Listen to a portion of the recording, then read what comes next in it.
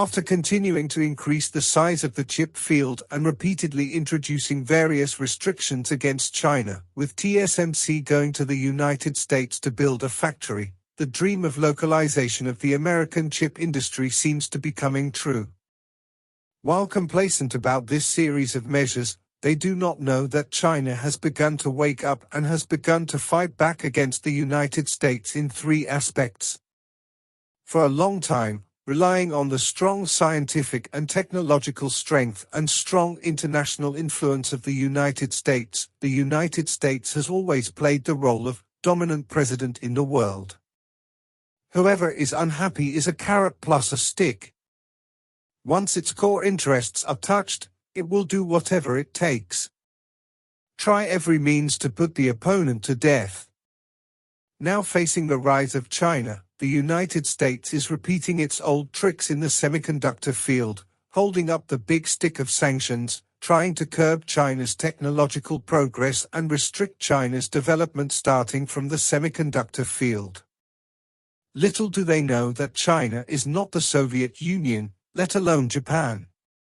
In the face of the old Cold War tactics of the United States, it not only responds calmly, but also dares to show its sword at critical moments and say no to American hegemony. 1. Rebuild the processor architecture ecology. At present, the international mainstream processor architectures mainly include ARM and x86 architectures. Processor architectures are crucial to the field of chip design. At present, the right to speak of these two mainstream architectures is mostly in the hands of the United States. If you want to use these processors, it is basically difficult to circumvent the various patent restrictions of the United States when engaging in chip design with architecture. Without the authorization of the United States, it is inevitable to give people a handle on chip design with this type of architecture. A few days ago, the domestic internet technology giant Alibaba held the Shanghai RISC-V Ecological Conference. This ecological conference brought another architectural model, RISC-V, into the vision of many Chinese. Compared with the two processor architecture models of ARM and x86, the RISC-V instruction is an open instruction set architecture, ISA, based on the principle of reduced instruction set computing, RISC, and is a basis for continuous development and maturity of the instruction set. Brand new directives created above.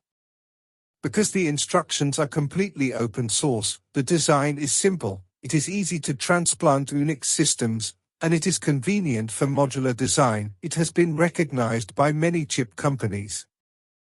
The good news is that for this new processor architecture, domestic companies have made outstanding progress in the ecological layout and achieved many related research results. At present, Ali has been able to adapt RISC-V on the operating platform, and has launched 8 RISC-V processors, covering a variety of application scenarios. In addition, Chinese companies have also participated in the formulation of international common standards for RISC-V architecture.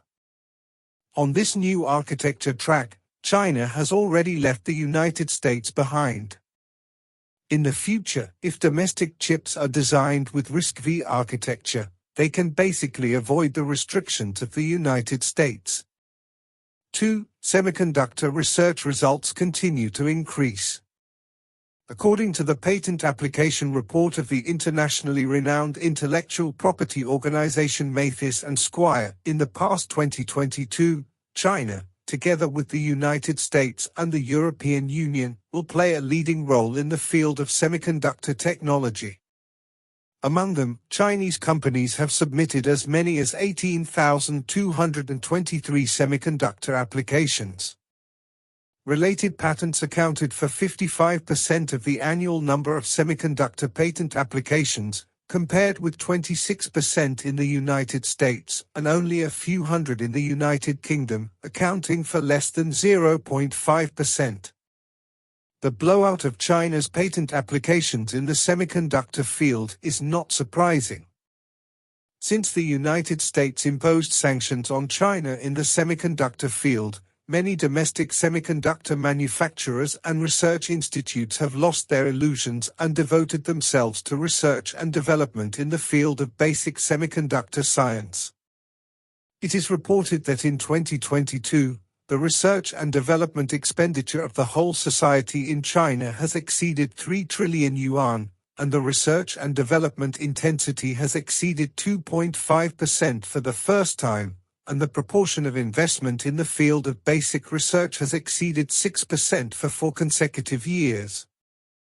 A large amount of scientific research funding and the society's emphasis on scientific and technological research and development have attracted a large number of research and development talents. With a huge economic volume and an unprecedented concentration of human resources, the blowout of China's semiconductor research results has just begun. 3. China restricts LiDAR and rare earth extraction technology. Although in the field of semiconductors, due to various reasons, China has insufficient technical reserves in the field of semiconductors and has to be controlled by others. However, the ruler is short and the inch is long. In some fields, China's achievements can be said to be unmatched in the world, and it can even get stuck in the necks of Western countries such as the United States. Since you are not kind to me, then I naturally don't have to show any affection. As the United States banned suppliers from shipping high-end chips to China, as well as ASML's lithography machines, chip manufacturing equipment below 14 nanometers and other chip peripheral products that use American technology, China immediately responded reciprocally, targeting China's LiDAR and rare earth purification technology and equipment. Any suppliers and equipment manufacturers are not allowed to transfer or authorize. Many people may not understand these two key technologies. LiDAR has always been called the eyes of smart cars. Advanced perception capabilities, so as to achieve the purpose of flexible obstacle avoidance during driving. At present, in the global LiDAR market share, the top companies are all Chinese companies, and China has long mastered the core technology in this area. With the current rapid development of smart cars, restricting the export of key technologies such as LiDAR is indeed a powerful counterattack to Western countries led by the United States. China's rare earth reserves and mining volume have always ranked first in the world, with rich types of rare earth resources and advanced mining and refining technology. For a long time, the United States has long relied on imports of rare metals from China, from compact semiconductor parts to huge fighter jets and spacecraft. Among them, take the active phased array radar equipped with the latest stealth fighter F-35 in the United States as an example. It is not only light in weight and has a long detection distance, but also can achieve low energy consumption and high performance, which is inseparable from high-quality rare earth materials. Interrupting the supply of rare earths in the United States can effectively counter the high-tech and even military weapons industries in the United States. In the face of all kinds of arbitrary sanctions and restrictions imposed by the United States, instead of sitting still and waiting to die, it is better to give it a go and let the United States have a taste of being sanctioned and denied confession. This time, China's sword will definitely break the hegemony of the United States, and do not do to others what you do not want to do to others.